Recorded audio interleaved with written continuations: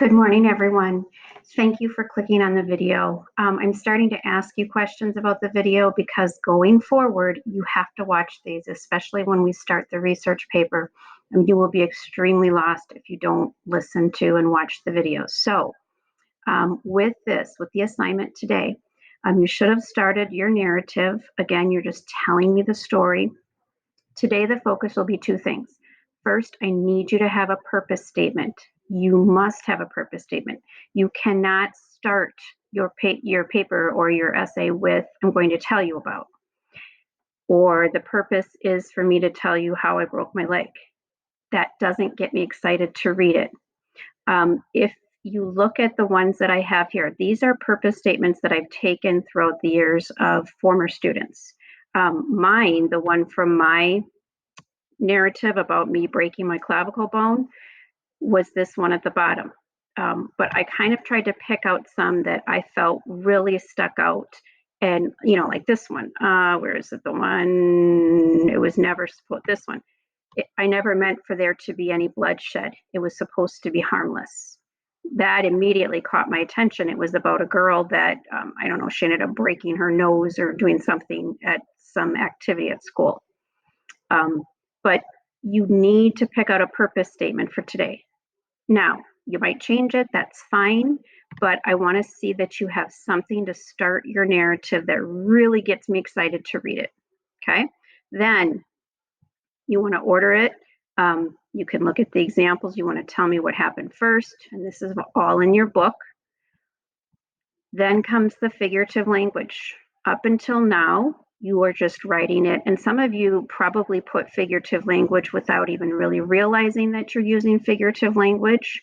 So I've given you some examples here, but where do you find it? When I wrote my narrative, I simply went to Google and I just put things like examples of personification, and you'd be amazed at the things that you find. It might take a little bit of, going through different sites, but can you find a personification? I know when we did the descriptive paragraph, some of you used personification. So again, you're not even maybe even realizing or thinking about it. So it might already be in there. Okay, you can use exaggeration, you can use metaphors, similes. These are all things that I just started to add into my narrative once I had written it out in chronological order. Now, one of my favorites is illusion. And I had an illusion in my narrative. It was the one about David Hasselhoff. When I said the lifeguard was the David Hasselhoff of all lifeguards. Now, if you're younger, you might not know who David Hasselhoff is, but anyone my age definitely knows that David Hasselhoff was in the show Baywatch years ago, and he used to run down the beach, and he was a very good-looking guy. Not so much anymore. He's kind of aged a lot. However, that's an illusion where I was making reference to either a movie, you can make a reference to a book, a Bible passage, something from mythology. So mine was David Hasselhoff. Again, this is probably something you don't even realize you're doing. Like, we're not in Kansas anymore, Toto, if you're talking about being lost.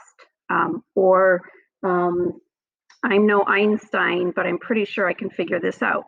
Everyone knows that Einstein was very smart. So you might do something like that.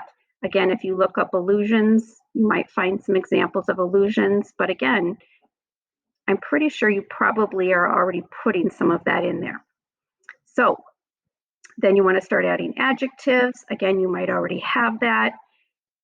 Sensory detail, just like you did for your descriptive. And again, I'm going to show you examples that I had from mine, examples from others. But this is the way that you make your narrative a picture for me to be able to just picture myself there. And a lot of you wrote, about the narratives that you can clearly picture yourself there.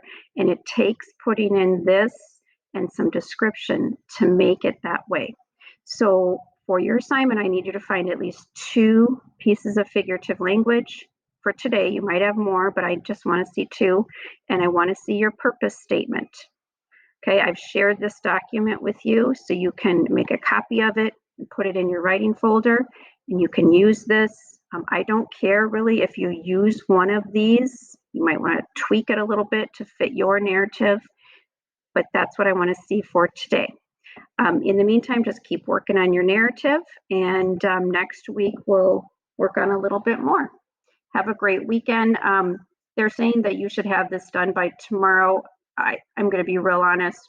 I'll be pretty flexible, but I think just trying to go in and find a few things and submitting that, that would show that you attended class today. Have a fabulous day, everyone. Bye-bye.